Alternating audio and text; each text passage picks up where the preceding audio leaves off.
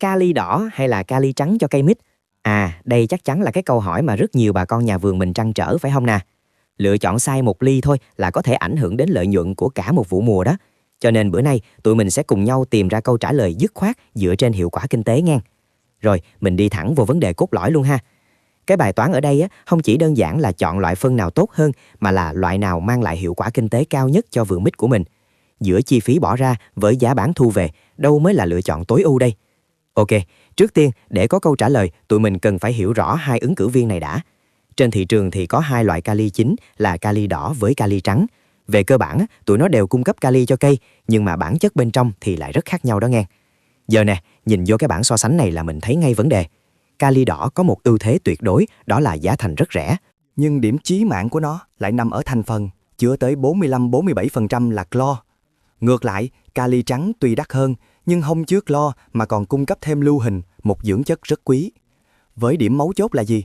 Cây mít, bà con mình để ý nghe, được xếp vô nhóm cây kỵ clo, y hệt như là sầu riêng hay cà phê vậy đó.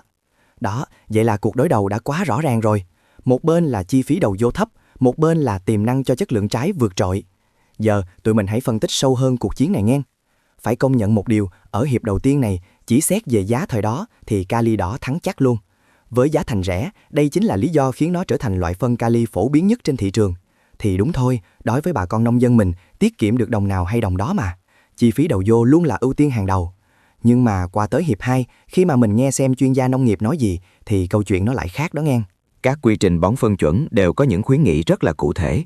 Đây nè, bà con mình xem, đây là trích dẫn trực tiếp từ hướng dẫn của phân bón hữu nghị. Họ nhấn mạnh luôn ở giai đoạn nuôi trái, cái giai đoạn mà quyết định chất lượng cuối cùng đó, là phải chuyển sang dùng kali sulfat, tức là kali trắng. Đây không phải là một lời khuyên cho vui đâu, mà là một chỉ dẫn kỹ thuật rất quan trọng. Mà đâu phải chỉ có một bên nói vậy đâu, shop Phú Mỹ cũng đưa ra lời khuyên y chang.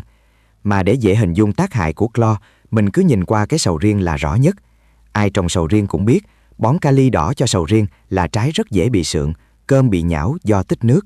Cây mít, về bản chất nó cũng nhạy cảm với clo y hệt như vậy. Dùng kali đỏ, có thể nó không gây ra hiện tượng sượng trỏ như sầu riêng, nhưng chắc chắn một điều là nó sẽ ảnh hưởng đến phẩm chất bên trong của múi mít. Rồi, lời khuyên của chuyên gia thì rõ rồi đó. Giờ mình xem các bằng chứng khoa học, các số liệu nghiên cứu cụ thể, nó nói lên điều gì. Đây mới là cái cơ sở vững chắc nhất để mình đưa ra quyết định cuối cùng. Ở đây, tụi mình có một nghiên cứu cực kỳ giá trị luôn từ tạp chí khoa học của Trường Đại học Cần Thơ. Các nhà khoa học đã làm hẳn một thí nghiệm bón các liều lượng phân kali đỏ, tức KCl, khác nhau cho cây mít để đo lường xem tác động nó ra làm sao. Và đây là kết quả đầu tiên người ta tìm ra này. Bà con mình cứ nhìn vào cái biểu đồ này là thấy ngay một xu hướng rất rõ ràng. Khi mà tăng liều lượng phân kali đỏ lên thì tổng sản lượng, tức là số ký trên một cây mỗi năm, nó cũng tăng theo. Điều này nó khẳng định một sự thật là bón kali đỏ đúng là có giúp tăng năng suất thiệt. Cây cho nhiều trái hơn, trái nặng ký hơn. Nhìn bề ngoài thì có vẻ là một tín hiệu tốt phải không nào? Tuy nhiên, đây mới là cái chỗ ăn tiền này, cái mà mình phải để ý nhất. Cũng trong nghiên cứu đó, người ta chỉ ra rằng liều lượng kali đỏ càng cao thì chất lượng trái lại càng đi xuống. Cụ thể là sao? Độ ngọt, tức là độ Brix, thì giảm, độ chua thì lại tăng lên.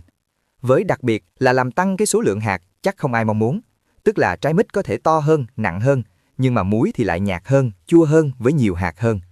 Vậy, sau khi mình đi một vòng từ giá cả, lời khuyên chuyên gia cho tới bằng chứng khoa học cụ thể, thì cuối cùng lựa chọn nào mới thực sự là tốt nhất cho cây mít đây?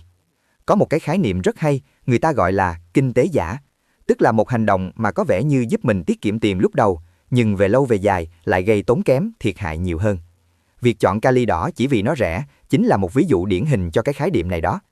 Tiết kiệm được một ít tiền phân bón, nhưng cuối cùng lại mất đi giá trị của cả một mùa vụ. Thế là bài toán kinh tế đã quá rõ ràng rồi phải không nè? Chi phí cao hơn một chút cho kali trắng không phải là một khoản lỗ, mà nó chính là một khoản đầu tư trực tiếp vô chất lượng. Mà chất lượng cao thì mới là thứ mang lại giá bán tốt, với lợi nhuận bền vững cho nhà vườn mình. Vậy thì tóm lại, quy trình bón phân hiệu quả nên như thế nào? Rất đơn giản thôi. Ở giai đoạn đầu, cứ tập trung dinh dưỡng để cây phát triển thân cành lá cho khỏe mạnh. Nhưng khi bước vô giai đoạn nuôi trái, khoảng 1-2 tháng trước khi thu hoạch, đây chính là thời điểm vàng. Lúc này, hãy chuyển hoàn toàn sang sử dụng kali trắng. Kết quả nhận được sẽ là những trái mít có múi ngọt đậm, màu vàng óng đẹp mắt, với quan trọng nhất là giá trị thương phẩm cao hơn hẳn. Với cuối cùng, xin chỉ để lại một câu hỏi thôi để mỗi người tụi mình cùng suy ngẫm. Việc tiết kiệm một chút chi phí phân bón bữa nay liệu có đáng để mình đánh đổi cả chất lượng, uy tín với lợi nhuận của cả một mùa màng vất vả hay không?